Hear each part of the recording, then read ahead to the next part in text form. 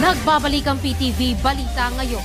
Muling pinaalalahanan ng Department of Social Welfare and Development ang lahat ng regional director nito na sundin ng 10 araw na ban ng COMELEC sa pamamahagi ng cash aid. Ayon kay DSWD Secretary Rex Gatchalian, bawal ang pamamahagi ng anumang uri ng ayudang pinansyal o payout simula ngayong May 2 hanggang May 12. Kasama rito ang cash aid sa ilalim ng Assistance to Individuals in Crisis Situation at ACAP. Ayon pa sa kalihim, tanging mga medical at burial assistance lamang ang papayagan sa naturang period. Pumalagang Malacanang sa paratang ni Vice President Sara Duterte na pamumulitika lamang umano ang pag-iimbestiga sa Prime Water Infrastructure Corporation. Git ng Malacanang, wag raw asahan na may magandang masasabi ang bise na pabor sa Pangulo. Ipinunto rin ng Malacanang na walang ibang nais ang Pangulo kundi ang matugunan ang hinaing ng mga apektadong residente. Mababatid na ang Prime Water ay pagmamayari ng mga Villar na kinabibilangan ni Las Piñas Representative Camille Villar na tumatakbong senador. Kung bakit hindi ito nasolusyon. Patungkol po dito sa pag-imbestiga ng Prime Waters. Tandaan po natin, marami na po na mga kababayan natin, ang customers po ng Prime Water, na siyang umiiyak. Hindi po ito bago.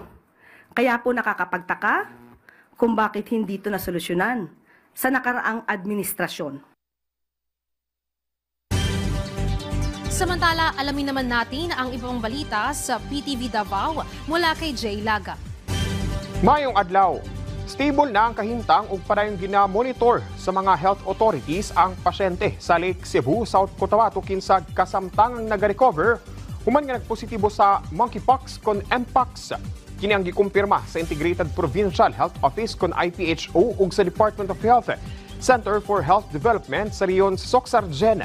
Parayon ang pagbantay sa IPHO South Cotabato kauban ang mga city ug municipal health offices aron nga malikayan ang posibleng pagkatag sa sakit. Kana pinaagi sa public health surveillance nga usa ka pamaagi nga naglangkob sa aktibong pagpangita, pagmonitor ug pagsusi sa mga kaso sa sakit aron nga mas sayo kini nga matuki ug malikayan ang pagtakod sa uban.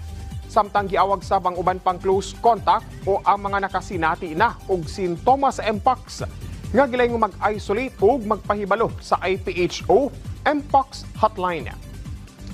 Gipaagi sa usa ka film screening forum ug workshop sa usa ka tulungaan sa Davao City ang pag-edukar sa mga kapatan-unang botante sa pagsiguro nga dili masayang ang ilang boto ug maprotektahan sabang ilang mental health karong nagkaduol na ang midterm elections. Gipahigayon ang kalihukan natong Abril 25 ning tuiga nga naningwang palapdan ang pagpakatag sa kamatuoran ilabi na sa panahon nga daghang misinformation o disinformation sa social media. Dinig ipasabot sabang epekto sa fake news nga makapagubot sa panghunahuna sa pagboto o bisag sa mental health sa usa ka tawo. Matud sa organizer, bot nilang mahatagan og lig-on nga kahibalo ang mga kabatan-unan dili lang alang sa eleksyon apan aron sab sa ilang kaugalingong kalinaw sa panghuna-huna ug kaugmaon. Gitudloan sa din mga estudyante kung paun sa mahimong truth advocates. Ilabi na isip botanteng makapili sa tinuod o makatarunganon nga leader nga mo'y musunod nga mudumala sa nasod. Og mo kadto ang mga nagunang balita dinhi sa PTV Davao. Ako si Jay Laga. Mayong adlaw. Daghang salamat Jay Laga. At yan ang mga balita sa oras na ito. Para sa iba pang updates, i-follow at ilike kami sa aming social media sites sa @PTVPH. Ako si Luisa Erispe para sa Pambansang TV sa Bagong Pilipinas.